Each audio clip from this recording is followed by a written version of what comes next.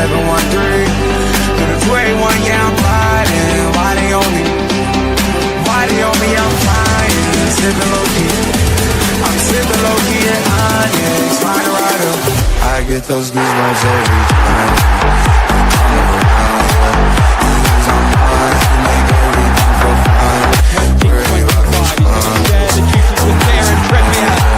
Newcastle United. I get those goosebumps every time. I need the hybrid, throw that to the side. I get those goosebumps every time, yeah. When you're not around me, throw that to the side. I get those goosebumps every time. Up the Mags. Yes, sir.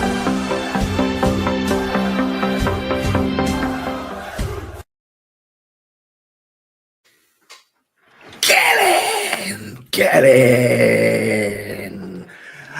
Hello and welcome to Late Night Loaded as we review the Leicester City versus Newcastle United. And it's a victory for Newcastle as predicted, but we can get into that in a second. Chris, how are you?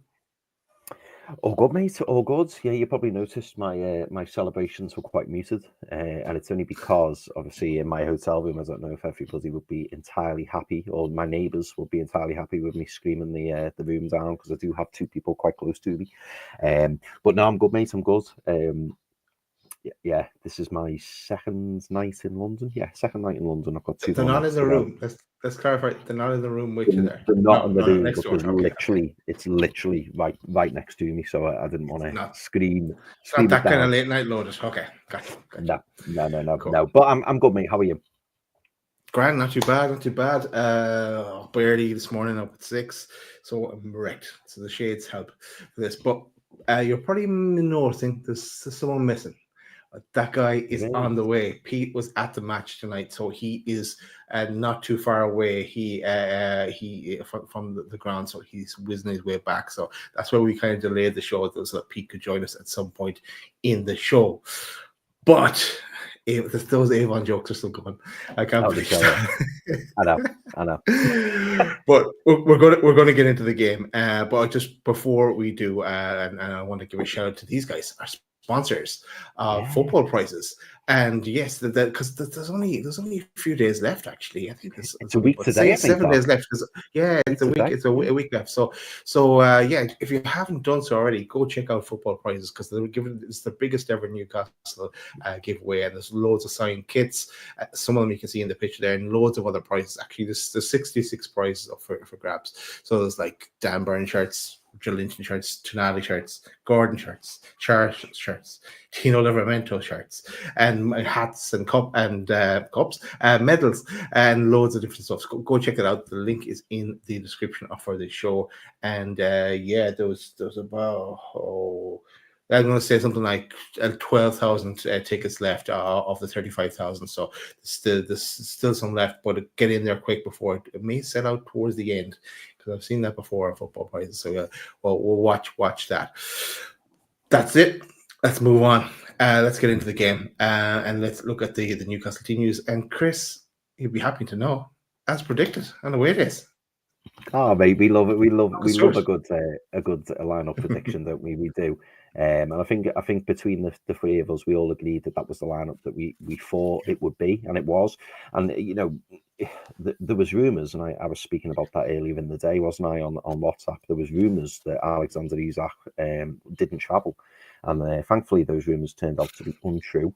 But yeah, the lineup was as expected. I think the only slight disappointment for me was that Anthony Gordon wasn't in the squad. However, the other way you could look at it is, and we said it on away days, didn't we, Daz?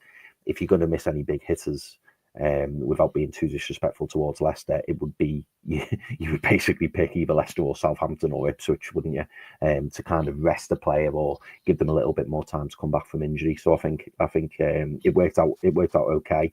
As I say, I would have liked to have seen Gordon on the bench as a minimum, but no surprises from the lineup for me. And yeah, I was confident, as we all were. Following away days, I was confident, that we were going to go into the game and hopefully get the 3 points. What about you, Daz? What did you think of the lineup? Yeah, no, as predicted, I suppose the Gordon wasn't there, and neither was Willock. Willock was suffering from concussion, Yeah. so something must have happened in training. So, but yeah, hopefully we see Gordon available for the Man United game. Not sure if he'll change it, but because and then everyone came through unscathed as well in tonight's game. Even Tonali went down for a few minutes, but he was okay to continue obviously and see out the game. This was the Leicester team as well. God, they are shocking. Leicester. So you can see why they're going down. In fairness, yeah. But let's go start into the game because it in fact, just to add in a little quick one there.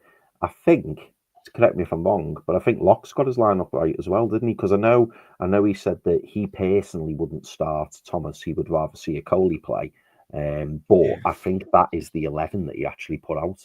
I'm pretty sure it is because we were saying, oh God, he's not playing Daka in the 10, but seemingly, that's what happens. But I'm just to give Locks a shout out. I think he got the lineup. I think he could have actually. So yeah, no, well done, Locks on that one. Something to take from the game. Right, let's get into this because after a minute, we had a goal. What a start! Barnes onto Tino onto Murphy, and Murphy with the tap in as Tino whizzed the ball across. So that made it 1-0 Newcastle. Murphy with the first of the night, and here's a picture of Murphy tapping it in, and cue the celebration there as well. And we probably have him here somewhere too. I'm sure we do. Here he is, Murphy. So, Chris, thoughts on that first goal and that really start? Yeah, I mean, obviously it was a fantastic start, wasn't it, to go 1-0 up so early? Not that I was surprised because I knew that we'd come up the blocks quick. But you never think after 1 or 2 minutes that you're going to go 1-0 up. And when you do, it just breeds confidence, doesn't it? But yeah, really, really well worked goal. I think Joelinton won possession back in the middle, laid it out to Harvey Barnes, who did really, really well because Barnes obviously was on the left-hand side, held it up, laid it off, I believe, to Tino Livramento, who put a fantastic ball into the box.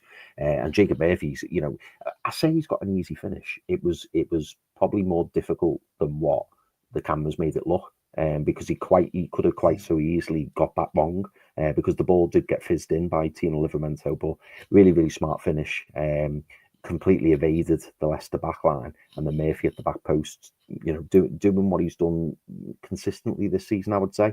He's providing that threat up top. Yes, without putting a dampener on things, we do know that we do still need a right winger, but fair play to Jacob Murphy, like he's playing so well this season and capped off a really good performance today. But yeah, 1-0 up, 2 minutes in, you've got to be happy with that.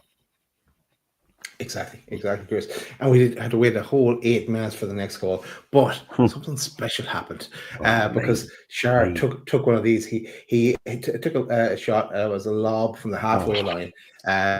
It comes off the crossbar, and who was there? Only Murphy. Murphy was the first to react first there. The Leicester players had given up at this stage as well.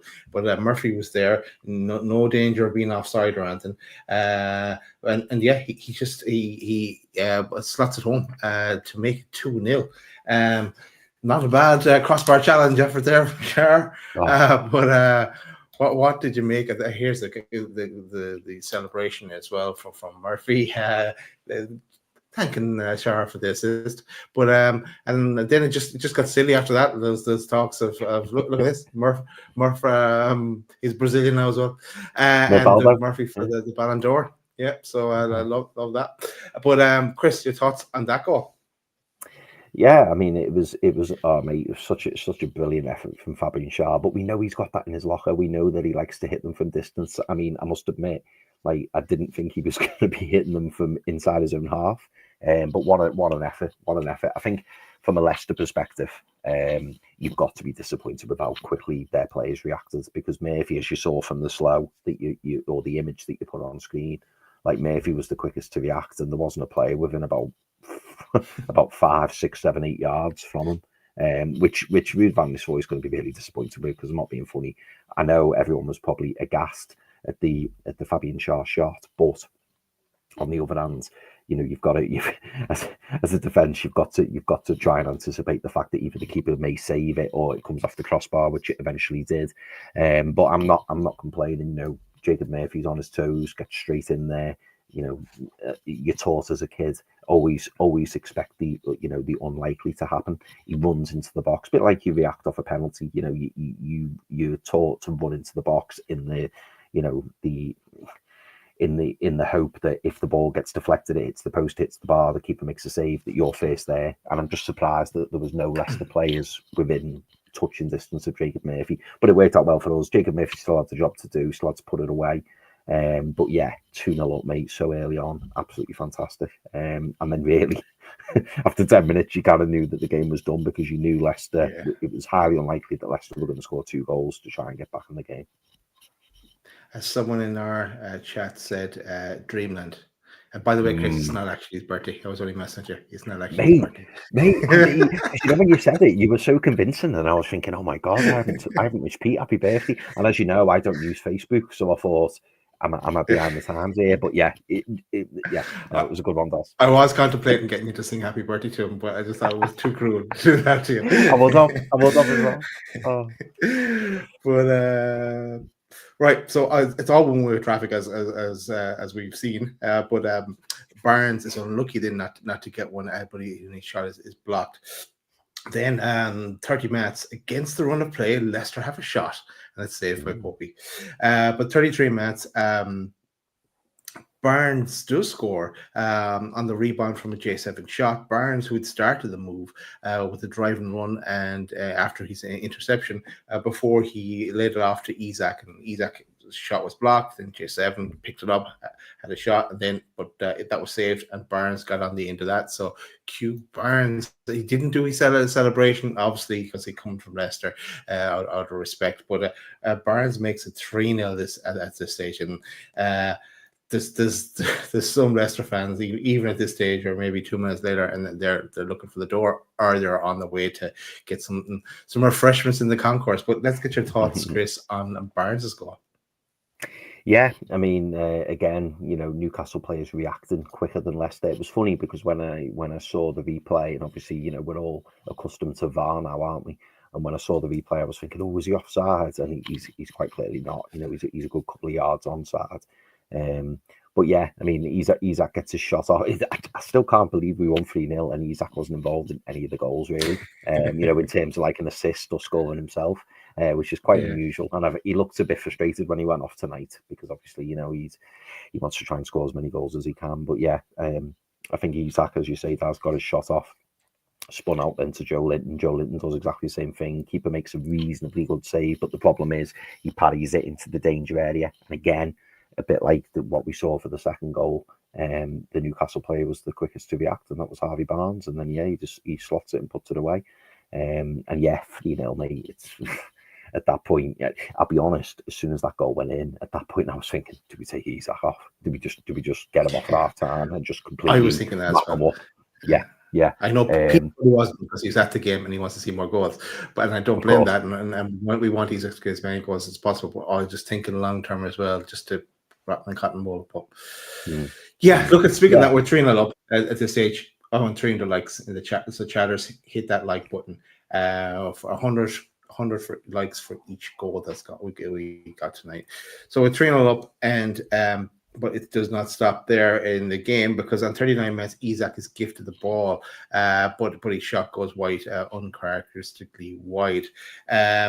Leicester then on 40 minutes, they hit both posts as the ball lands to Pope. Leicester were also offside in that move, but they cannot buy a break, Leicester. It is kind of funny.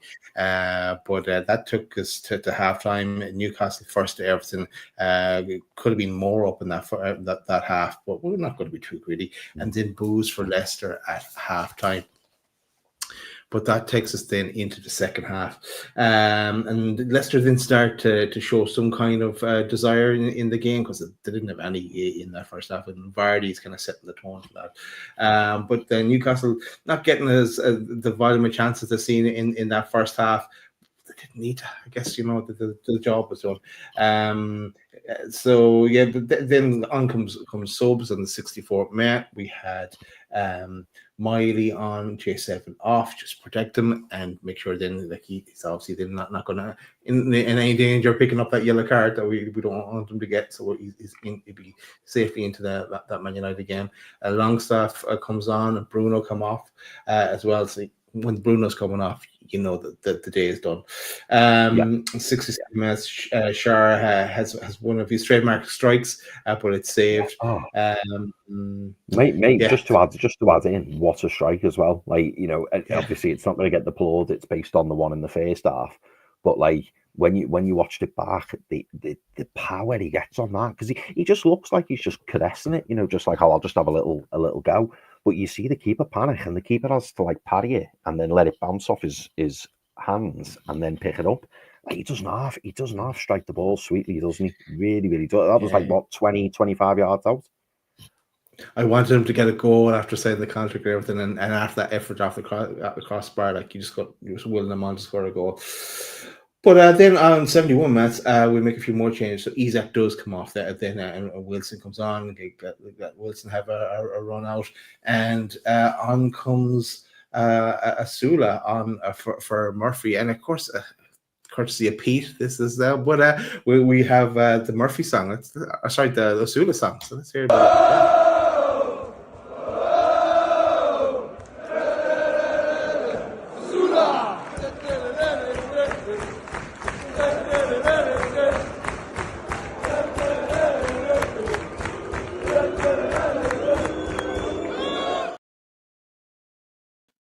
Hey, Asula! Hey there. Come on, boys. Get in. Get in. That was well planned, wasn't it? It was. It was good, boys. It was good. Get in. I feel naked. I feel naked because I've not bought my shades. Oh no, yeah, I forgot. I know. I completely forgot. I forgot that we win all the time. You know. Yeah, I know. Yes, boys, love it. Pete, we're going to come to you at the end of this roundup because we're pretty much at the end of the roundup, and we'll get your thoughts on the match as a whole. But Asula then tries to get in on the action, but it's goes wide. Leicester trying to salvage something. They bring on their 15-year-old with the no sponsor on the shirt because he can't, obviously. Jeremy Monga for his first game for Leicester. He had some touches, so it'll be interesting to see how he does in the future. Sky are willing Leicester to score a goal after 12 hours of not scoring one at this stage. Then 68 minutes, Kraft comes on, Trips comes off, game over, 3-0, 3 points in the bag, as expected, but make sure of it. That's one happy Pete Davey on his birthday. I wish it was my birthday. It feels like it. Absolutely. Boys, I'm buzzing at that. Absolutely buzzing at that. It just felt like it was going to be that type of night right from the beginning, from way before the game. I have to say, lads, like it around the stadium, it really didn't feel like a game tonight. Like there was even a game on. It was hard. Honestly, hardly any Leicester fans around. With 12 minutes to go, we looked around each other and we were just like, "What's going on with the Leicester fans?" Because there was nobody there. There was nobody there.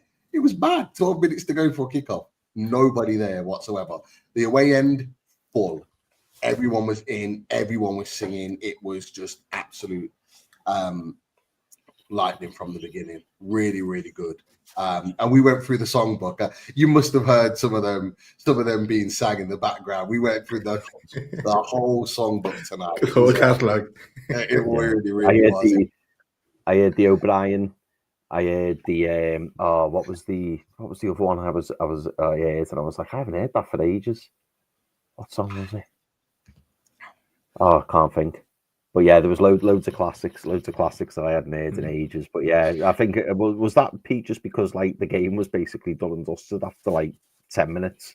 Was it just like we're just gonna have a party now? Was that the feeling? No, we were doing it before the game. It was just constant singing. Like every time we finished a song and it finished its like flow, there was another one started up. So one end would finish the song, the other end would start it, and it was just constant throughout the game. And it wasn't because it was comfortable, because we were doing it before the game. It just continued on. The fans were just in party mode, and we were just willing to sing all game. And you had fans on the way out. Leicester fans are saying, best fans have had at the King Power, like unbelievable. And that's not the first time we've said it. They've said it when we've been there, Chris, as well, on wins and losses. They always are really complimentary, Newcastle United fans. They definitely always say we're the best travellers. And we definitely proved it tonight, regardless of the performance and the result. But boys, I'm so impressed with that performance. I don't know if you boys have kind of done a roundup of your general thoughts on it, but it was that's what we're here now. That's the point we're at. Go for it. Fly away. Chris, let's get your thoughts on overall from that result. And which takes us up to fifth in the table. We'll look at the table in a few minutes, but here we'll look at the stats while we're getting your thoughts on the game as a whole. Yeah, do you know what? I did have a look at the stats actually before I jumped on, and it doesn't surprise me at all. Not just the scoreline, because I think the scoreline was the same, correct me if I'm wrong, but when we played Man United, it had Man United vibes about it, in terms of first half absolutely blowing Leicester away, and then second half just managing the minutes, ticking the clock down, because that's exactly what we did. It felt to me like we didn't really get out of second or third gear in the second half. Some fans may have been frustrated with that. Some fans would be going, let's get 4, let's get 5, let's get 6. But there was just no need. I mean, Pete, you may not like to hear this, but there was, or you may agree with me, but there was times during that second half where I was thinking, oh my God, like I was actually thinking of blocks. I was just like, this is red. This is really bad. And only because, obviously, I remember our times, Pete, when we were at the King Power, and, we were the ones getting battered. And we were just singing along and, getting on with it. But obviously, that's what you do when you're the away fan, because you've made the journey and you want to get behind the lads. But I did actually feel really sorry for them at one point, because I just thought it almost had...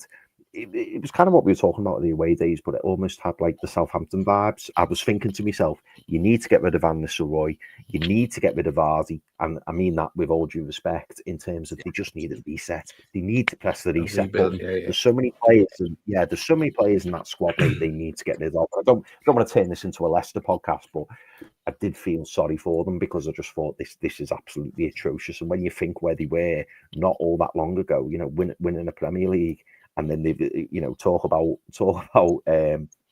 falling from grace like that. That was so easy tonight, boys. It was so easy, but it was brilliant for us, because we got our 3 points, what we deserved, what we all expected, what we all wanted, and it was just such a professional performance. I thought there was loads of really good performances out there, and I know, Pete, you're going to give your summary as well. But I really want to hear what you thought about that Fabian Schär effort as well, because, like, mate, that literally was like. It was just mind-blowing, absolutely mind-blowing. But there was two elements to when we were going through the match report. Leicester not only lacked quality, but they also lacked, I don't want to say desire, but it was like they'd given up. Like the 2 of our goals was because our players reacted quicker than theirs. And you're thinking, come on, lads. Like, if you're the manager, you're going, what is going on? There was 2 opportunities. Well, the second and the third goal, the reason that we scored the goals was because our players reacted quicker. We were wanting it more. We were more, on the front foot. And when you're at home, and these Leicester fans who are supporting you week in, week out, and you're not doing the basics, it's incredibly frustrating. It must be so frustrating for Leicester fans. And, no wonder Locks is tearing his hair out, because they must be seeing that week in, week out. I'm happy. We've turned up. We've got our 3 points. We're back, back on the road back to Newcastle with the 3 points, a vital 3 points. And I know we're going to get to the league table later, but fantastic performance. Great subs from Eddie second half. And the thing I'll finish on, and the thing that's most pleasing to me, all these Alexander Isak rumours, he's not quite right, he's not ready. That just showed tonight that there is no concerns over Alexander Isak. Someone in the chat put that Eddie confirmed after the game Isak had no ill effects. He was 100% fit. Everything's fine. There's no way Alexander Isak plays 70 minutes in that game if he wasn't 100% fit, because there's just no way he would. He could have come off after half an hour. That game was wrapped up, done and dusted. Yeah, done. Right, I'm just glad as well that like apart from Willock, who has concussion, but he should be okay for the Man United game as well. For probably be on the bench, and Gordon, hopefully he's not too far away as well. But Peter, I want to get you. We will segue to the Shar shot again, but I want to get your overall summary on the game first. I spoke to Lee earlier because he was going to try and get a ticket for the game and come and watch the game, and he couldn't make it in the end. And the one thing that stayed with me into the game is that he said, "I can't make it over, but enjoy the practice match." He said that 2 hours before the game kicked off. He said, "Enjoy your practice match and enjoy your easy win," and that's exactly what it was. I didn't want to believe Locks because we've seen it before. We've been burnt with people with LB and one or two others saying, "Oh, we're rubbish. We're going to lose this, that, and the other," and then we're being burnt with it because they end up turning out and having a performance. They were worse than what Locks said in the preview. That's how bad Leicester were. Now, I'm not going to put it all on Leicester. Newcastle United, I thought, were excellent. Chris, you touched on it, and it was something that I was thinking as well during the game, is that we were 2-3-0 up, and you kind of think, go for it. Let's go for the 5, 6, and 7s. And there was a chance to do that. And it was almost to the detriment of Alexander Isak that we didn't go to do that, because I think if we did, he'd have got a couple of goals tonight. Yeah. But it was almost like the experience on the pitch, the Burns, the Trippiers, the Brunos just went, hold on, we've got this game won. Let's take this thing out. Let's keep the ball. Let's reserve our energy. Let's make sure that we've got loads in the tank and we're ready to go on Sunday against Man United. And it was very professional at that point. And yeah, to the detriment of obviously the fans who wanted loads more goals and Isak who wanted to score and put it in, and almost Wilson to a point when he came on, he was really looking for it to try and get on the score sheet. And there were times where the players went, no, let's just hold off. Let's just keep the ball, keep it ticking over. It was so professional, and I really, really enjoyed it. But I've got to be honest, I was a little bit like, oh, what's going on here? 24 seconds in, we can see the corner, a shot from Vardy that Pope makes a save, and you're like, oh, come on, don't do this to us. First minute in, 2 minutes later, Murphy's putting the ball in the net. You probably already touched on it, boys, but it was a fantastic move. Tino Barnes linking down that left-hand side again. That left-hand side looks really solid. There's a real good understanding. It's different. It's different to Hall and Gordon as a partnership. They play a different way, but it's really effective. And it was very clear to me, boys, that Leicester had a plan to try and stop Murphy. So they overloaded on their left-hand side and right to stop Murphy playing because they know how potent he is. But ultimately, Newcastle went, this isn't the Newcastle of 2 years ago where we only play down the right-hand side. We can play down both sides. And they just went, shift the ball, Tino, Barnes, go do your business. And Leicester didn't have an answer to it. And that's how he got the first goal. And Fabian Schär, I'm not going to lie, I was already grabbing Chris next to me, my mate, just going mad, thinking that it was going in. And when it comes off the ball, I'm like, no. But then when Murphy comes in and he puts it in, the whole place just erupts. We'll get onto that boy in a second, as that on in the comments. But yeah, Murphy being there doing the stuff that he should. If it's not him, it's Isak getting on the end of that, putting it in the net. And yeah, once that second goal's in, you know what's coming. Sorry, Chris. No, mate. It was just to interrupt you. Your point you were making there, Daz. Daz has uploaded some really good pictures. Just look at the pictures. Daz has done a really good little selection of it to show Murphy picking up, for the second goal, and just look that there's no players around him. There's nobody. I'm not too sure that there. Yeah. Oh no, but I thought you had more. So yeah, he's hit it. Then it comes off the crossbar. Murphy's the first to react. Just there, you can see him just there, and look at that. Just look at that. That's shocking. Leicester were nowhere to be seen. That Leicester fans, they've given up on it. That's crazy.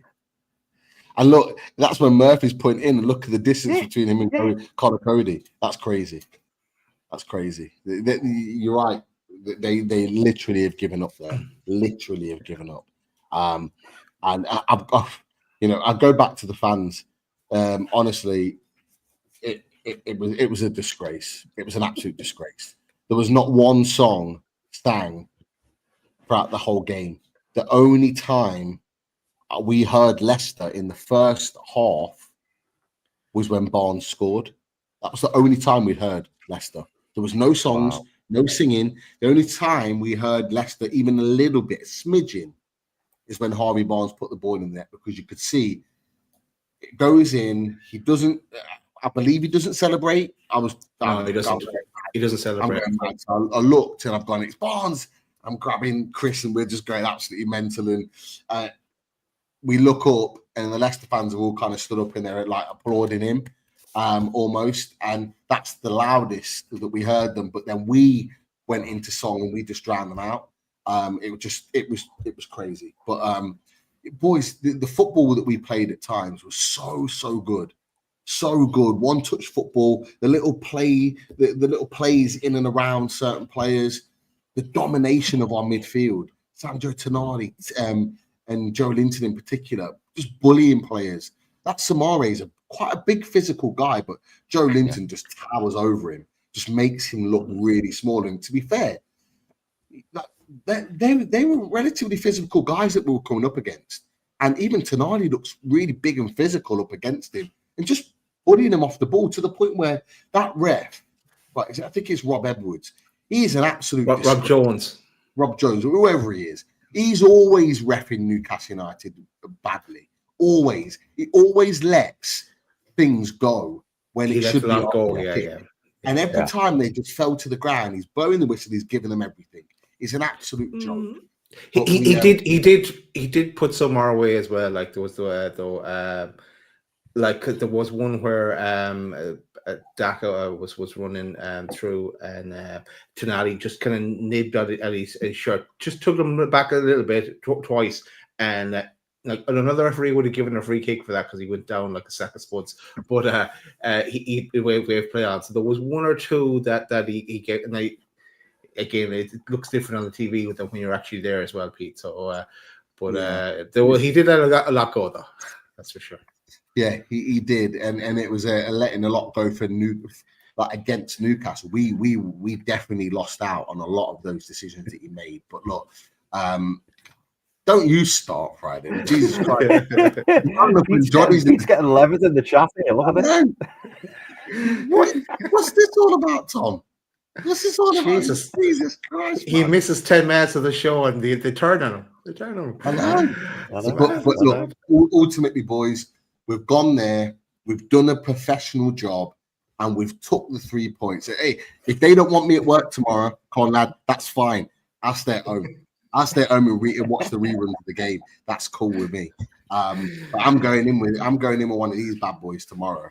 That is for Absolutely. sure. But look, it was a really professional performance, guys. We went in there, we did a job, we saved some energy, we saved some player legs by giving some other players, the likes of Longstaff, got a run out. Asula got on the pitch, and I tell you what, he's the man of the moment at the moment, because as soon as he took his training top off and they saw the 18 on the back, the fans were just singing Asula, and it was just erupting. And every time he got the ball, it just spurred them into the Asula chant again. And I think he had a chance on his left hand side where he kind of running on the diagonal, he cuts out on his left, and he kicks it into the side netting, and we thought it was in, and half the away end is going mad thinking that he's scored. But he's definitely a fan's favourite. He's definitely a personality, that's for sure. And it was great to get those kind of guys. Miley, Longstaff, Kraft comes on for Trippier. You got Wilson gets a few minutes in the tank. I thought Wilson was trying really hard tonight, really pressing, really running with purpose to chase down the centre backs. Was trying to get in the box, trying to get on the end of stuff.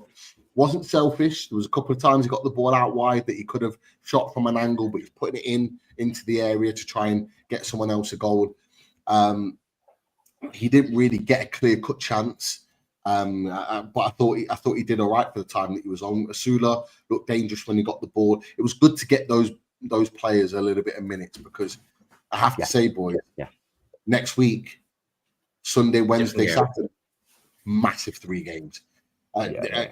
Potentially a season definer, those 3 games coming up. So it was good to get players' legs some rest, good to get other players' minutes in the tank, but ultimately, even better to get the 3 points, boys. Come on. Against the scum. Get in there. Practice game complete. Right, boys, let's look at the league table, because we are up to 5th spot in that table. So there we are, bro, right behind Chelsea on goal difference. So they have, but we have a game in hand. So they have 4 goals better off, and we have that game in hand. We're ahead of City, who were a point ahead of City. They too have a better goal difference, and the game in hand as well. Yes, that's right. So it's nice and bunched there, and of course we're not too far off Nottingham Forest there as well, Wolfie. So watch your back. But look at this game was about taking care of business. Job done. And no, we come unscathed as well. Come away unscathed. So we go into that game in Man United on Sunday, which we will all be at, of course. So, but lads, thoughts on the table as this round of fixtures comes to a conclusion? Yeah, I mean, I'm probably going to sound like a broken record here, but I still can't believe the table and where we could potentially end up. You know, we go into the Man United game at the weekend on Sunday, and we could feasibly be a point behind Forest, and it to me that's mental, because 2 or 3 weeks ago we were looking at it and going, right, okay, I don't know about you boys, but I was looking, going, right, okay, top 3 are set. And then secretly deep down, I was thinking, well, City are probably going to get 4th. So really, we're after 5th. It's 5th that we really want. But now I'm looking at it, and I'm sure we'll discuss with Wolfie at some point. But I'm looking at this league table now, and I'm thinking it's wide open, because if ourselves, Chelsea, City, Villa continue to keep on winning, all the pressure's on Forest. And I tell you what, boys. I know we allegedly have the alliance. I'm trying to do that in there. If Nottingham Forest end up allegedly, if Nottingham Forest end up Gwynedd suits, isn't it? Mate, if they end up not getting Champions League football, yes, people will say they've still had a fantastic season, and I completely agree with them, because they were one of the discussions for the drop at the start of the season. But to throw away Champions League football from the position that they're in would just be catastrophic. It really, really would. But I think all the pressure is now going to be on Forest, because they've got to be looking at our fixtures and the likes of City, the likes of Chelsea, the likes of Villa, and going, do you know what? We need to keep maintaining this. We need to keep up the momentum. But it's wide open, boys. It really, really is. But it's so important. You're right, Pete. The next week is massive for Newcastle United, because even if we get 7 points out the possible 9, it puts us in such a strong position, because the teams around us aren't all going to pick up 7 points out the 9. I think there could be some severe points drops, I'll be honest. And if we get chance, I don't know, on time, we'll have to look at the other fixtures that the teams around us have got. Have we still got that graphic, Daz, where it's got all the teams? And you can see what the fixtures are. I might have that for you, but want to just go before I do. I'm going to take this away and give a shout out to friend of the channel, Jeff. Cheers, Jeff, for the super chat. Cheers, mate. Jeff. No question, Jeff. We have to be careful asking Jeff for a question, though. It could be absolutely anything. Come on, Jeff. Absolutely anything. But great to hear from you, Jeff, and thanks for the super chat. But I'll find that picture for you, Chris, in a sec. But Pete, we'll go to your thoughts on the table. Just move that. 1 second. Yeah, it's great reading. It's really, really good reading. To have the table looking the way it does at this moment in time. It's all in our hands. It really, really is. The fact that we're a point ahead of Man City after 30 games, and they've played an extra game, and we could go potentially with our game in hand 4 points clear of them. That's a great position to be in. And let's be honest, with Man City, drawing at Old Trafford, they're not playing great football, and it's not out the realms of possibility that between now in 3 games' time that they could drop more points. If we can go no Haaland either. Yeah, no Haaland until probably the end of the season. I don't think he'll be back until the Club World Cup. If I'm honest with you, I don't think he'll play another Premier League game this season. So, and you can see without him and his just knack of scoring a goal, they are massively affected. And this goes back to the point of really managing Alexander Isak. He could have played on. He was desperate for a goal. But what we're doing, and this is James Bunce all over for me, I'm convinced of it. He is managing his minutes to ensure that he's available week in, week out for every single game. And it's so important that we do that, to keep him on the pitch so we don't put ourselves in a position like what Man City have got with him. So look, we're in the driving seat, in my opinion. For that 4th spot.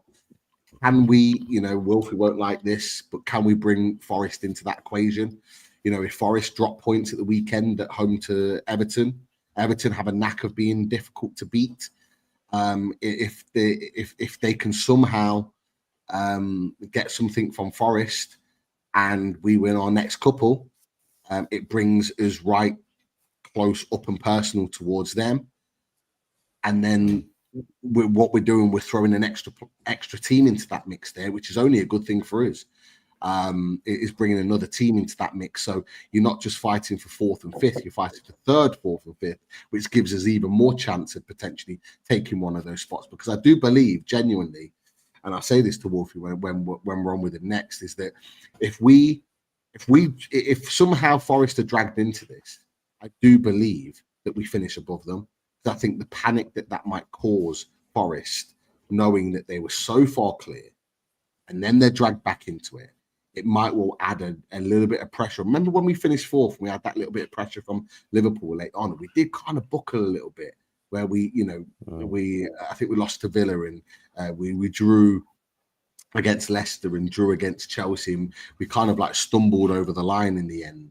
But it can cause that to a team, and if we can drag them in as quickly as possible, it can only be a good thing for us. But look, we're in the driving seat. It's great to see us back in those Champions League positions. We've got now up until Sunday to hopefully stay in those positions. Who are Man City got? Have they got Palace the weekend? Let's could someone switch me over to Top Table Talk? Yeah, my tab isn't working. Of course it will, mate. Of course it will, because that's where that picture is. I'm really sure. There you go, fella. It is here. Boom. Beautiful. Wonderful. So, okay. So you asked who have Man City got? Man City have. So they played Leicester. Man City. Man City have got Palace. Yeah, because they played Leicester and Man United. And Man United, yes. So. Yeah. Is that Palace at home? Yeah. Palace at home. Yeah, so Man City have got Palace at home. Chelsea have got Ipswich at home. Forest have got Everton at home. We've obviously got Man United at home. Brighton have got Leicester at home. And Villa have got, oh my God. Yeah, so Villa have got Southampton away. So basically, boys, you could argue that all of those teams could win and probably are favourites to win. I'm not saying they all will win. Yeah. But you would say that they probably are favourites. And don't forget, Pete, just to add into what you were saying about Nottingham Forest against Everton. My mate told me this the other day, and I had to sit back and think about it. But in the Premier League under David Moyes, Everton is still unbeaten since he's joined. Yeah. Which gives you a little bit of hope. I couldn't believe that when he told me. I was desperately searching for the loss, but there hasn't been one. Well, the fact that they took points off Arsenal made it difficult to beat Arsenal. And people will say, "Oh yeah, Arsenal, haven't got a striker, blah blah blah." But you look at that team that they put out with Saka and all the rest of it. They still had enough to beat Everton, and they couldn't. And Everton probably could have won it in the end if you think about it. And you look at the balance of play. But yeah, you're right, Chris. I fully expect Villa to turn over Southampton away. I think anyone would expect that being bottom of the league. I'm not sure about Man City and Palace. Palace are on decent form at the moment. And Palace have won a couple of times at the Etihad as well. I'm not sure that's a done deal. I'm holding a bit of hope there, lads. I don't know whether it's false hope. Yeah. I'm just putting that out there that's not an easy game for Man City.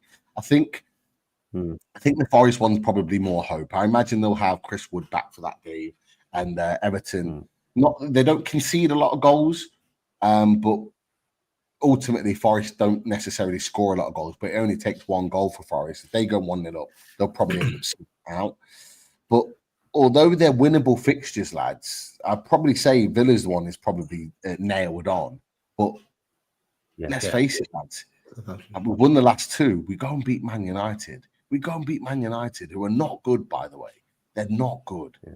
If we can go and put them to the sword at St. James's Park on Sunday, 5 wins on the bounce sets us up nicely for Palace midweek. And then you just look at that, lads. Like Man United, Palace. Okay, Villa away is going to be a really tough one. It will be. But then you've got Ipswich after that. Brighton are inconsistent. So Chelsea, are we when we play them, though. Yeah, they are. Yeah. That's it. We're not great travellers to the Amex, and then you got Chelsea at home. So you've got winnable games there. Yeah, I'm looking at that, and I'm looking at Man United. We can win. Palace, we can win at St James's. Ipswich, we expect to win that one. And then you look at Chelsea. So you look at 1, 2, 3, 4 wins there. That's taking you into the 60+ points. I think for me, Pete. Sorry, mate. Go on. Yeah, no, I was just going to say, mate. I think for me, Villa, and I've said this a few times this season. Villa for me is just don't get beat. Just don't get beat. Even if we were to get a draw at Villa Park, mate, it stops Villa from potentially catching us, because obviously if you lose the game, you're thinking, oh God, there's 3 points they've gained on us. But it's another game out the way. If we get a draw at Villa Park, they'll be devastated with that, because they'll want the win. And I'm pretty sure, isn't that sandwiched between the PSG games as well?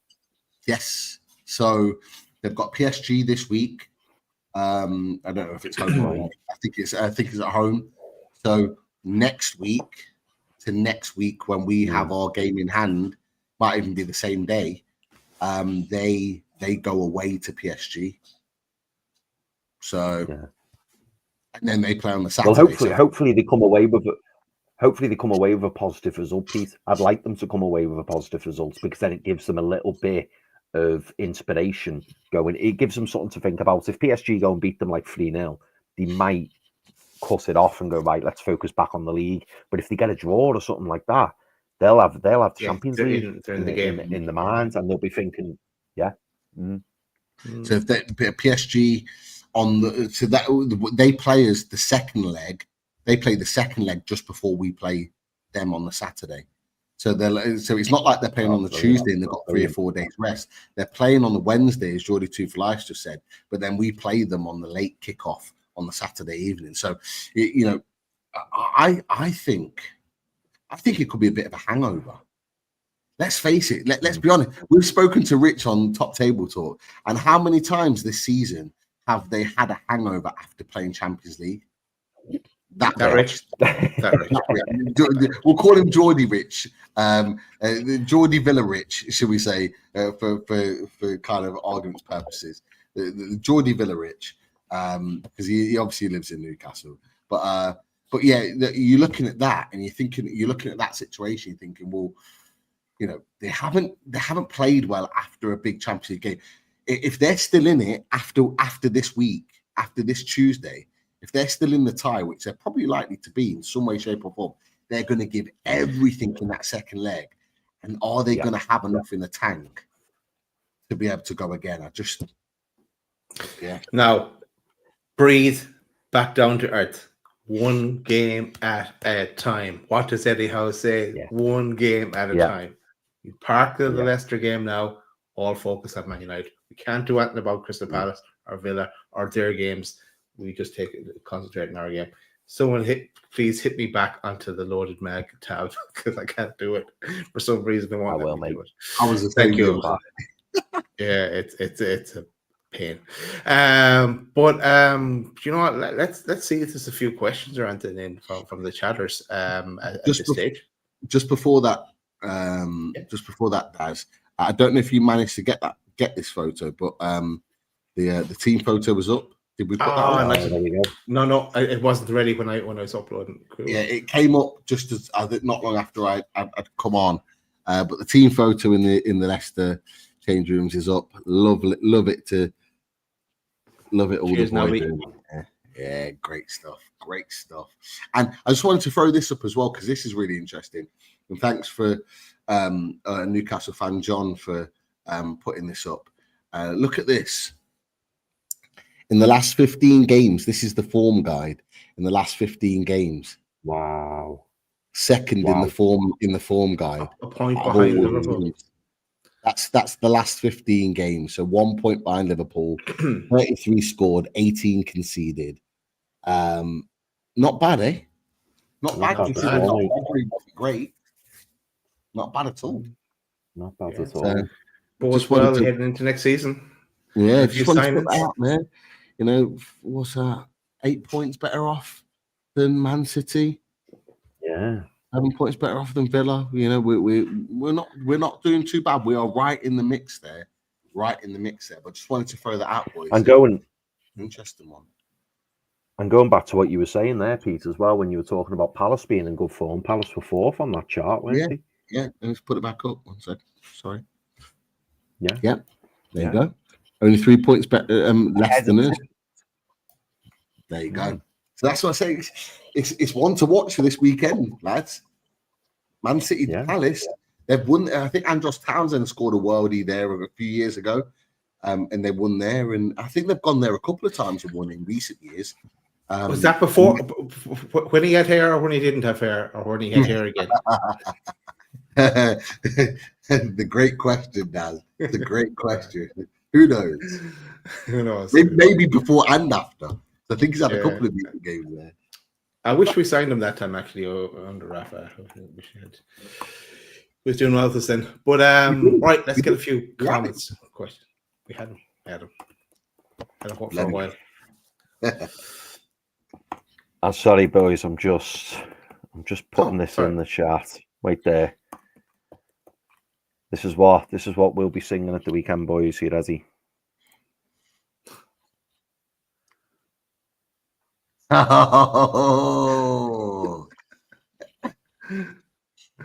I wonder, Chris. I'm just going to plant the seed here. I wonder if we'll be singing that next season. Oh. I'm just going to leave that there. Yeah. It's slow burn. Full load of transfer. So striker part 2. That's all I'm going to say. Part 3. So that'll be part 3, I think. Yeah, maybe. Maybe. Yeah, we do. Yeah, we still for a striker, we may or not position we may or not. Just planting the seed. What's this all about? Do you want a team for life? Is this to you? No. I don't know. Oh, is that just because of the result midweek? Is that I think he's slagging Chris off, yeah. It's all diverted from Pete to me now. Yeah. I wasn't sure if it was something like it had been discussed. I wasn't aware. No. Still if you had Chris's half and half jersey behind him there. That's on the way, Chris. Yeah. Oh God. Well, before we start, big shout out to Kyle Utterson, who's just become a member. Thank you very much, Kyle. Nice one, Kyle. Love it. Top man, loaded ultra.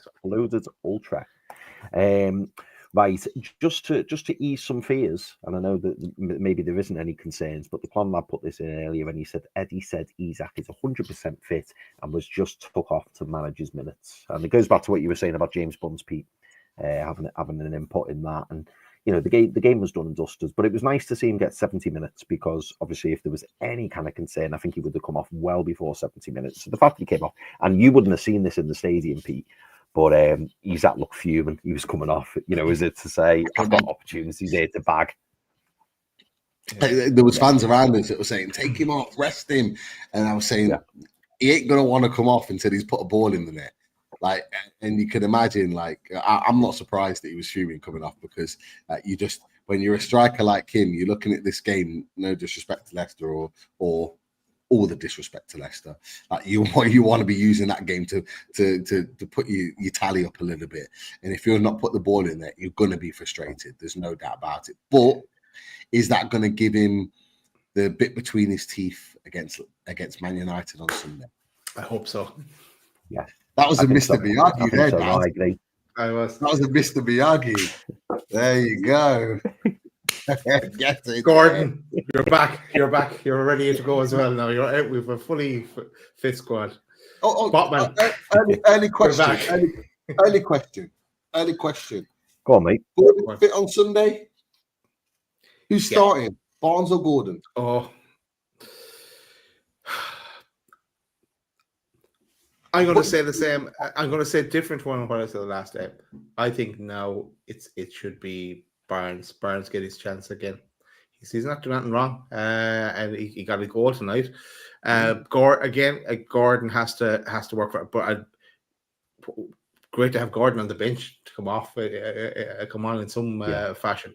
I think before this I would have said Gordon, but now I'm saying Barnes. Barnes to start. Yeah. You same, Chris? Yeah, no, I agree with that. I think Harvey Barnes has earned his place, and I think he has to stay in the team. It'd be great to see Anthony Gordon on the bench. Not going to lie, I'd love to see him come on and get some minutes. Do you know what? This question piece, obviously, please do answer, your own question. But I also want to throw into the mix, Daz. You predicted on away days. You said that you would like to see Will Asula come on and play on the wing, and he did.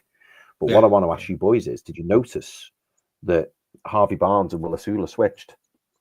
I thought that was really interesting. Will Asula was playing off the left and Harvey Barnes moved to the right. Do you think there may be some forward thinking in that, in terms of, because you would assume, wouldn't you, that he'd keep Harvey Barnes on the left and Will Asula played on the right against Birmingham?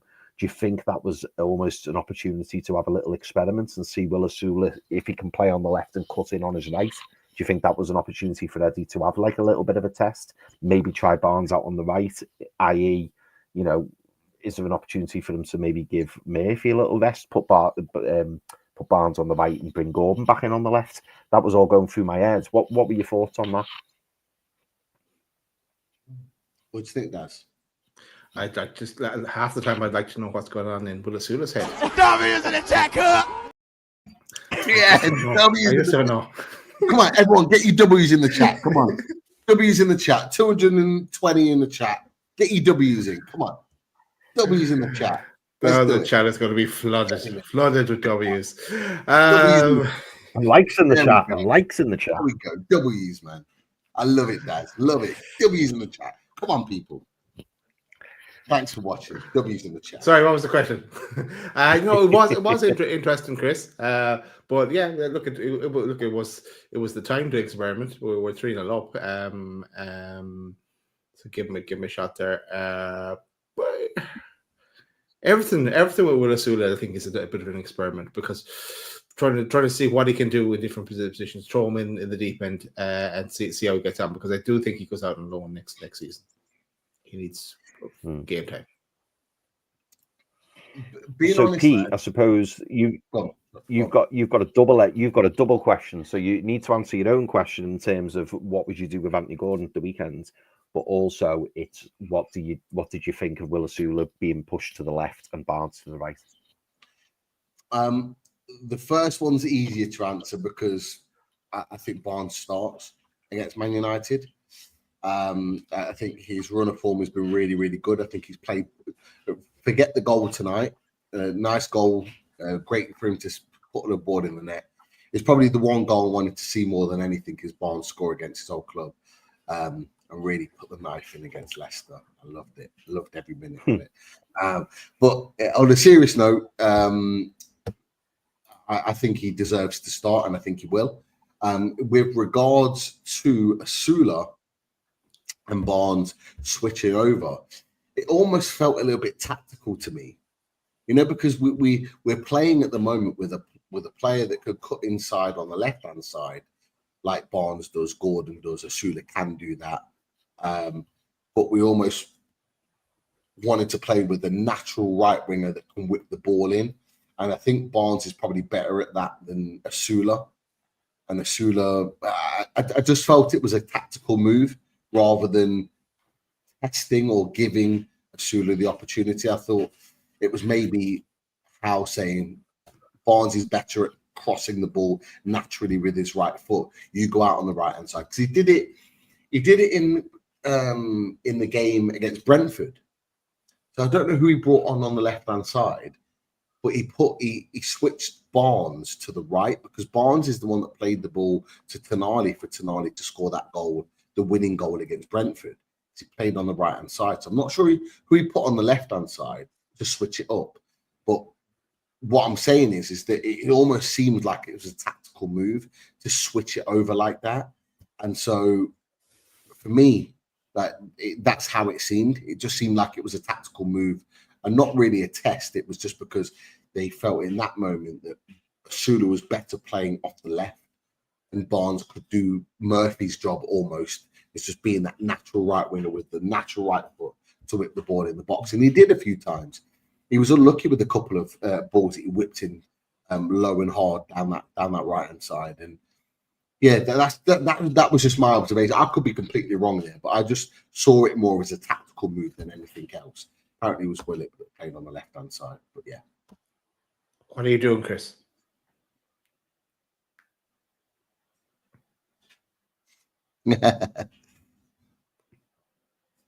Mate, you're not going to believe it. I've literally dropped my sachet in the coffee, and there's already a little bit of liquid in the bottom. My fingers are covered in coffee, and my kettle's boiling. So it's just going wrong. It's all going off. It's all going off in that hotel room. I'm not prepared for live TV. TV's out the window next. Oh, mate, it's dreadful. It's absolutely dreadful. But we won, so I don't care. Yeah, absolutely. Absolutely, mate. Yeah. Right. I'll click while you're starting yourself out there, Chris. I'll click on the next question. It says question for viewers. Wilson, replace Wilson, yes or no? It's a yes or me, Mike. Yeah, 100%. It was a yet another game where it was like, I mean, Pete's right. He was trying really hard, but I think I do think his time's done. It almost had Vardy vibes about it. I felt the same about, to be honest, I felt the same about Sean Longstaff when he come on as well. Lots of effort, lots of desire, but as Eddie's already alluded to, I think Sean Longstaff and Callum Wilson will probably be off to pastures new in the summer. Yeah, I agree.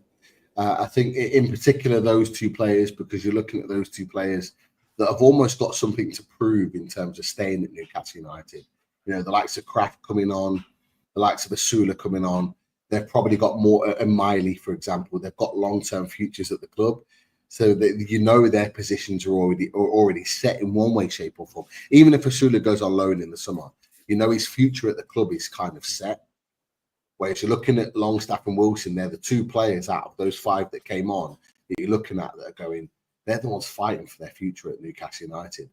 And you're looking at them and you're looking at who they came on for. So they came on, one of them is either Bruno or Joelinton for Longstaff, can't remember who.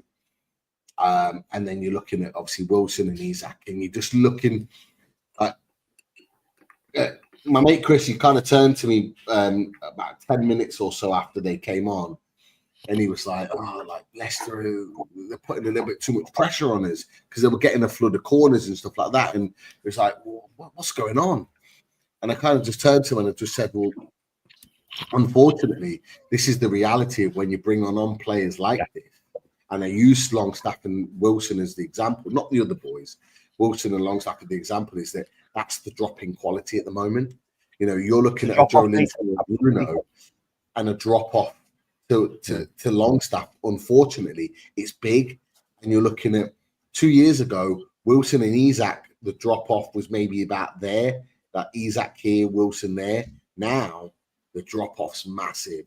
Like Wilson tried a couple of times to hold up the ball and it was just like trickling away from him, and Connor Cody was getting the better of him. You're like, come on, man, it's Wilson, like you're letting this guy get the better of you. You shouldn't be letting him do that. You should be holding up the ball, twisting him and making something happen, and it just wasn't there. And lots of work, lots of endeavour, lots of high press, which I wasn't expecting. It was great to see, but there's just a massive drop-off between the two players, and that is where, boys, you know, as much as the right winger needs to come in, as much as the right centre-back needs to come in, and there's an argument of the goalkeeper and all the rest of it, we need to make sure the second rung of our players that come off the bench is of a high level. We need to make sure that we're improving the grounding of our squad needs to be higher than what it currently is right now. I mean, lots of people this week have gone back to Aston Villa and Chelsea, regardless of Chelsea's result against Brentford. You look at those two teams, and you look at the players that they've got available to them off the bench and the players that they've changed around for their two fixtures, so much more stronger than us. That's the only difference. Our 11 is more competitive and probably better than theirs, but their squad of players to choose from is a lot stronger, and that's the big question mark. And like I think every season we see this, like our base of players we need to move on and replace, like Richie and Dummett was last season. This season it's Wilson and Longstaff. Next season it'll be two more. We keep getting stronger and stronger, and that's progression. You know, that's what we want to see. Once we're able to dip into the transfer market and we won't have PSR restrictions, then we can do that. Once we have that headroom to do that. But let's go for the next one, boys. Maybe not that one, Chris from Nobby, because we clarified it was coffee that you were messing with, which you're sorted now. Yes. Oh, I'm in a great place now, Daz. I'm in a great place. I've got my coffee. It's all okay. We're good. People were a bit worried about coffee for a bit before bed, though. Yeah, I've just alleviated the concerns. It's decaf for anyone who's concerned. It is decaf because I know it is 20 to 12, so I would be mad to have a full caffeine coffee, but I haven't. Dave Bullman, I want to give Dave a shout out. He's been a member for 19 months, and he says, lads, get your passports ready for Champions League. And to be honest, Dave, so thank you very much for sticking with us for 19 months. Much appreciated, mate. But this also leads into another little question that I flashed up before, Daz, and I know you saw it because I saw the little glint. I saw it. And I'm hovering over the button. I'm not pressing it tonight. No, it's Leicester. It's Leicester. Yeah, it is Leicester. Maybe after our trip to Newcastle. Oh. And Dave, I will see you on the plane for those Champions League games because Dave comes over from Ireland as well.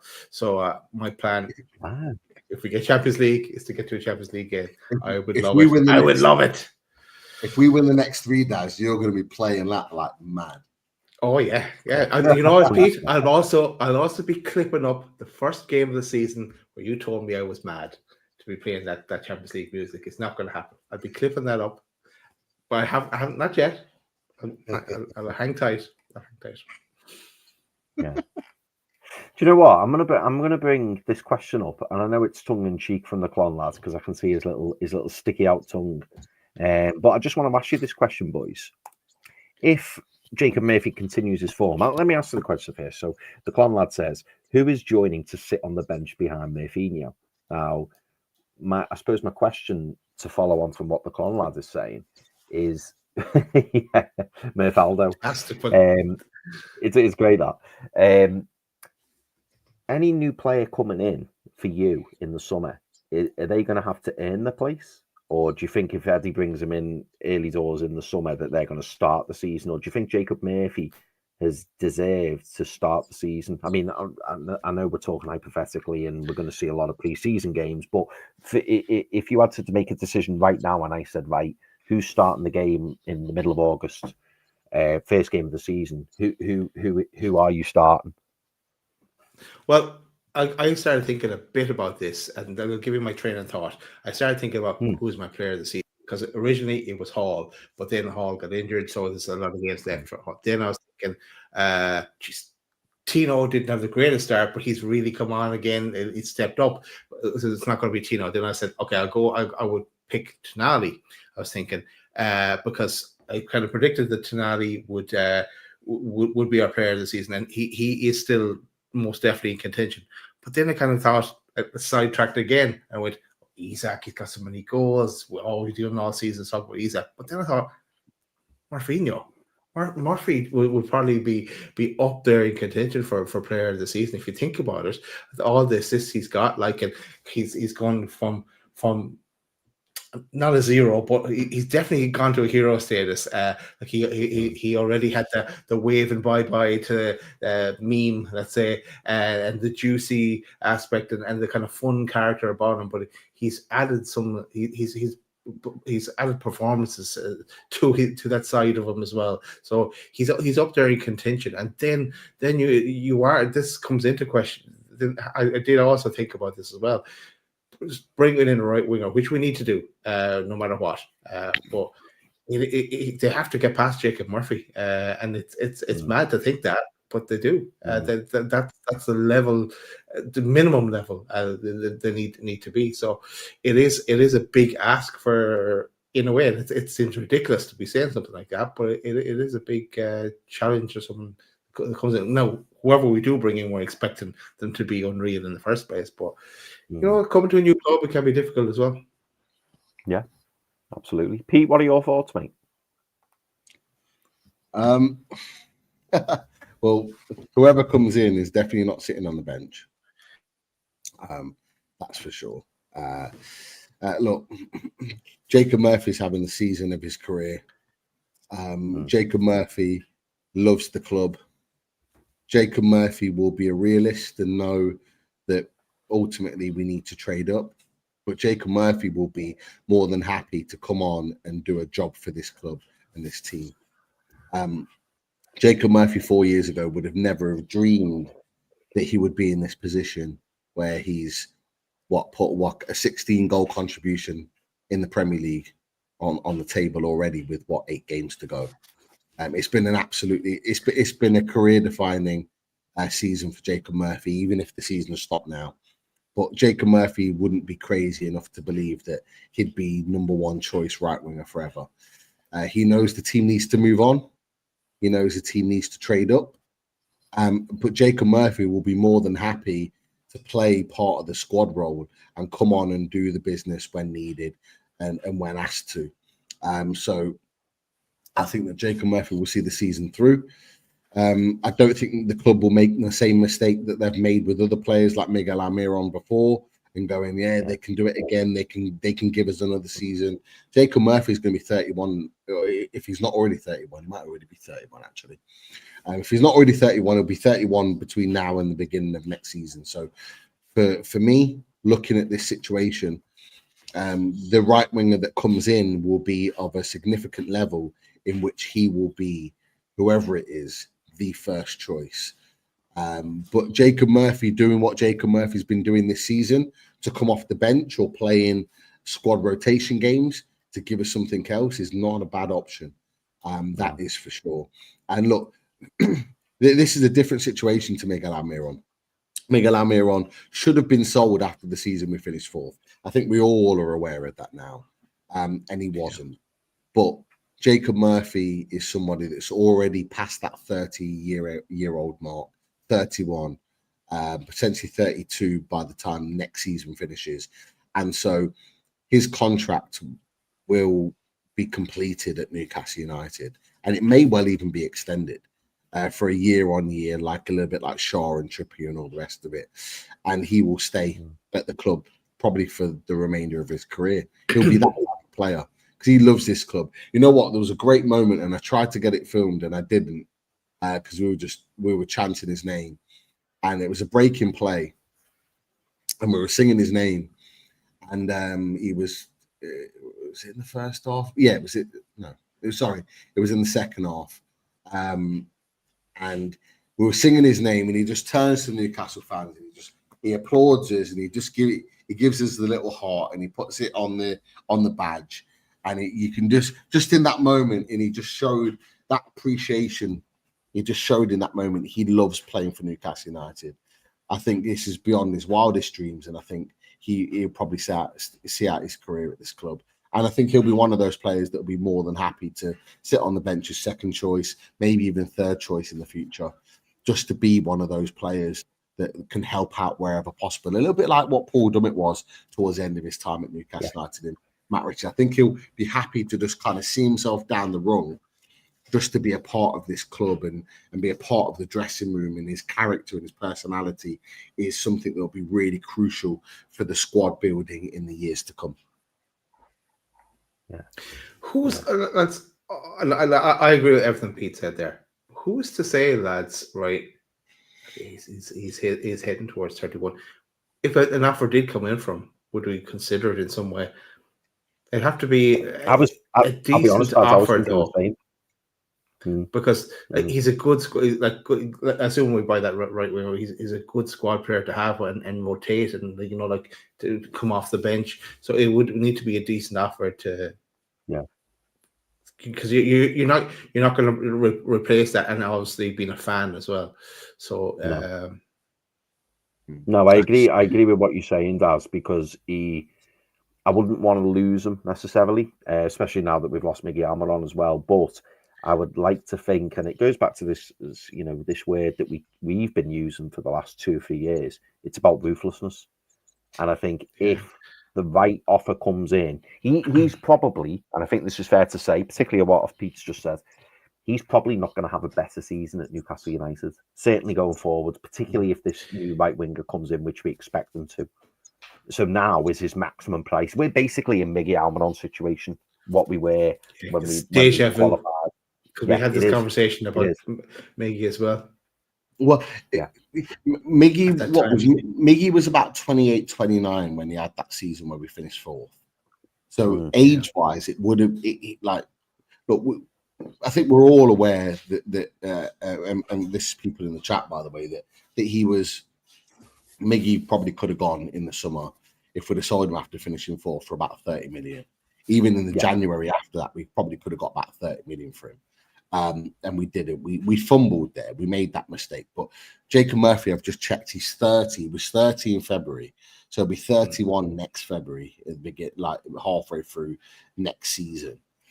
So he's already past that 30 barrier. How much this is a genuine question, lads. If he was to be sold, I think Alan and a few people, whether it's been in jest or whether they're really meaning it in saying time to sell Murphy for 30 million plus. How much do you, if someone came in for Murphy in this summer, how much do you genuinely think we could get for him? And do you think Newcastle United would sell him?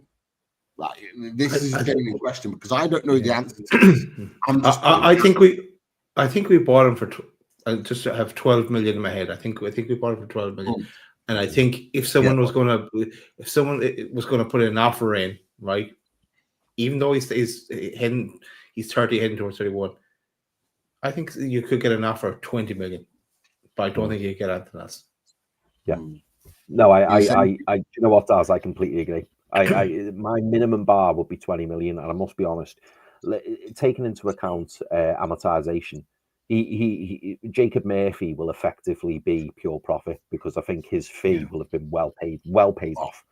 So he would effectively be pure profit. And if you're getting 20 million for the 30-year-old who has been absolutely brilliant, I'm not knocking him, but if you want, the Darren Eales has come out, Eddie Howe's come out, loads of people have come out and said, in order for us to progress, in order for us to trade, in order for us to bring new players in, we're going to have to trade. And unfortunately, Jacob Murphy does fall in that bracket. He's not one of your blue chip players. He's not your Alexander Isak, your Sandro Tonali, he's your Bruno Guimarães. He would, but on saying that, it would have to be a really, really good offer, and it couldn't be below 20 million because for me, I wouldn't sell for anything less than 20 million based off what he's doing. Yeah, no, so I think you're spot on there, Daz, with your 20 million. Yeah. If you could eke 25 million, I don't know, but I think it would just make good business sense, personally. Yeah, and then we're not advocating to sell Jacob Murphy. It's just that we're just playing out scenarios here, and that big scenario is that we bring in a new right winger, a great age right winger as well. Absolutely. Totally. But what you're telling me, Daz, is that we get a first choice right winger and a Rooney Badaji. Yes, I would like that to happen, Pete. I'm telling that that's the dream scenario, isn't it? Okay, good to know. And you've already been in Dreamland tonight. yeah, double Dreamland. Double Dreamland. All right. I'll be honest. I think we've all been in Dreamland since March 16th. I'm soon heading to Dreamland. So come on, where's the rest of these questions? Yeah. Let me fizz through a few now. I mean, I'm going to pop this up. Davin says this, and this is just a comment, really. It reminded me of my stag do. I've got to be honest. Davin says, during our darkest days under Mike Ashley, we were never as terrible as this Leicester team. Every man behind the ball, yet we had all the space in the world. Totally agree. And the reason I'm saying it reminded me of my stag do, Davin, I actually went up to Newcastle for my stag do, and we played Leicester at home. And we were dreadful. We were absolutely dreadful. I think it finished 2-0 Leicester, and we were just awful. And it reminded me tonight of that. But obviously, roles reversed. Leicester were absolutely awful. This one's coming from Clouds. Oh, sorry, Pete. Was that when Vardy scored? Was that the season they won the league? 2016? No. It must have been 2018. Yeah, it was 2018. Okay. Yeah. I think Harry Maguire was still playing for Leicester. I think. Yeah. I could be wrong, but I think he was still playing for Leicester. It might have been the last season he played there. But yeah, we got beat 2-0 at home anyway. I'm pretty sure it was 2-0. And yeah, we were awful. We actually cheered a corner. That's how bad it was. It was awful. It was so exactly bad. Like Leicester. And mate, it was awful because I was with my dad and I was with 4 of my mates, and they were all like, "You watch this all the time, don't you?" And I was like, "Yeah." They all left their seat about 30 minutes in, and they were sat in the concourse just drinking because they were like, "I'm not watching this." I stayed and just stayed in my seat. Me and my dad did, but it was dreadful. It was absolutely dreadful. But yeah, Mike Ashley days, and thank God they're over. Thank God they're over. I was thinking. Clouds. I was thinking. Sorry, go on, Pete. Sorry.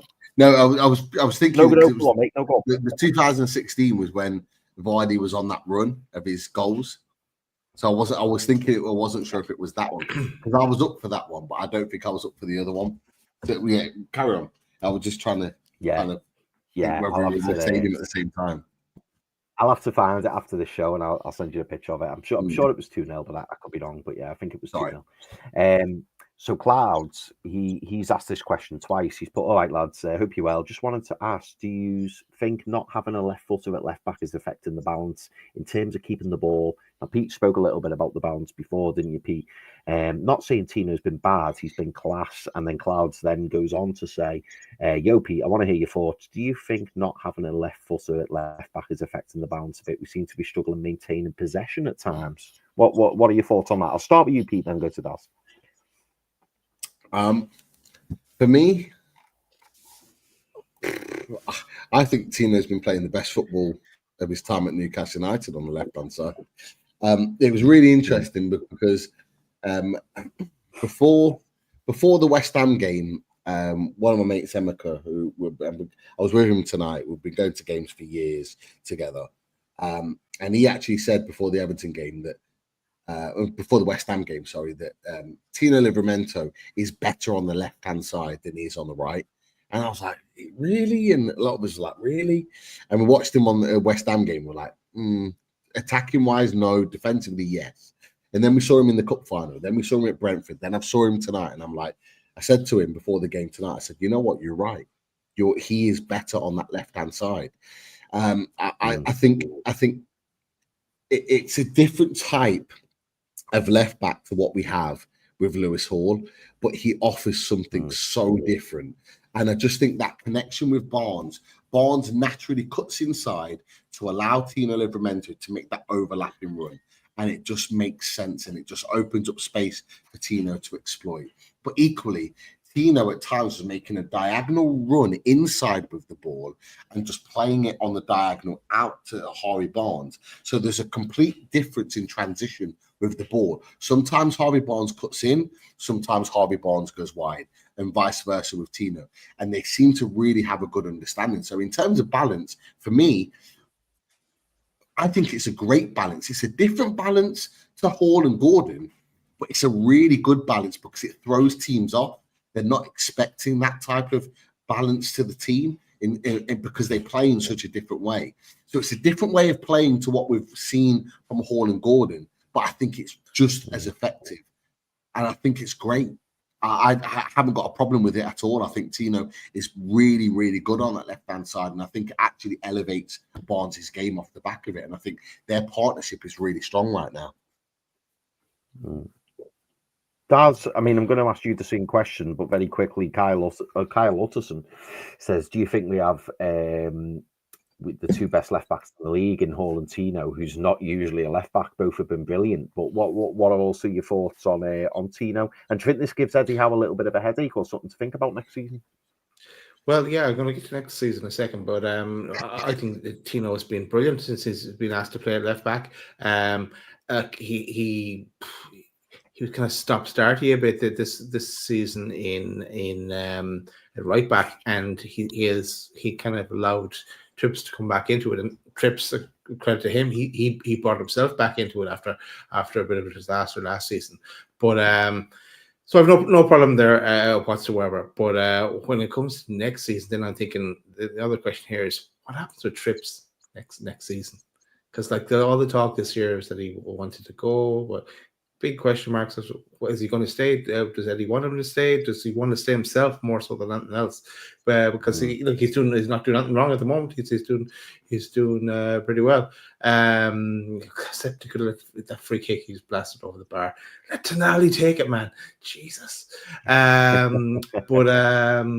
Yeah, I want to next season. I put Hall back at left back. I'm going to start Tino at right back, and that will be my starting position for both of them, and go from there.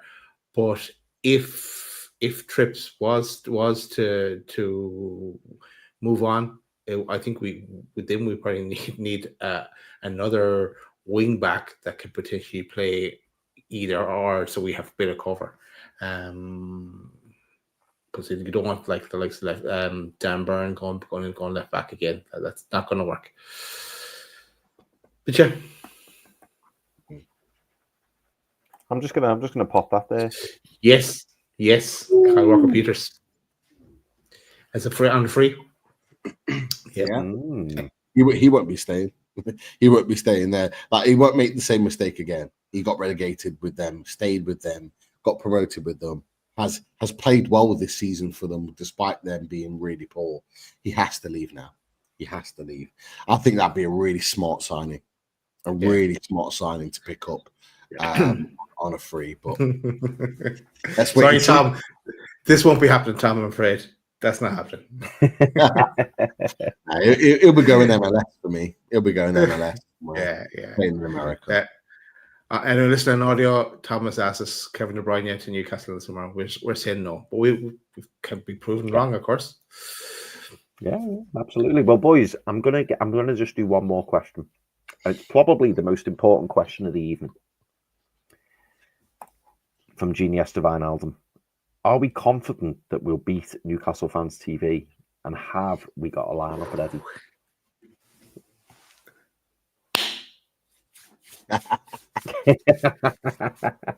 Miyagi do karate.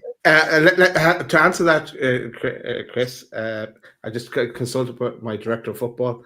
He got me the man I asked for, Pete.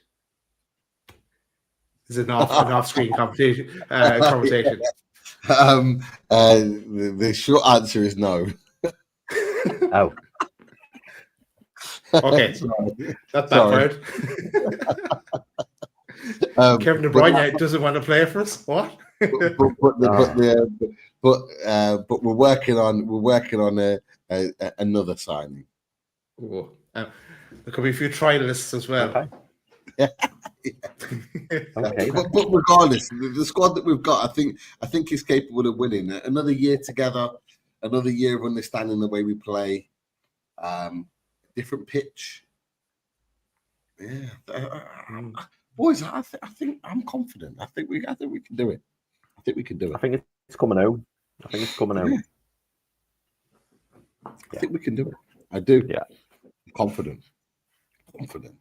Definitely. Right, boys, that's it for the questions. It's time to say good night. Thanks everyone for watching. I just have to say what video play out with. No, we're not going to play the Isak one because he didn't score. Like he has to earn it, and like Gordon, he has to earn his way back in with the video for Alexander Isak. But thanks everyone for watching. Smash that like button on the way out. We are back again on Wednesday, and more about that charity game on Wednesday. So keep your eyes peeled. 8 o'clock Wednesday hasn't gone out yet, but that's where we're on. But good night, everyone. See you in the next one. Each and every single day, I know I'm gonna have to eventually give you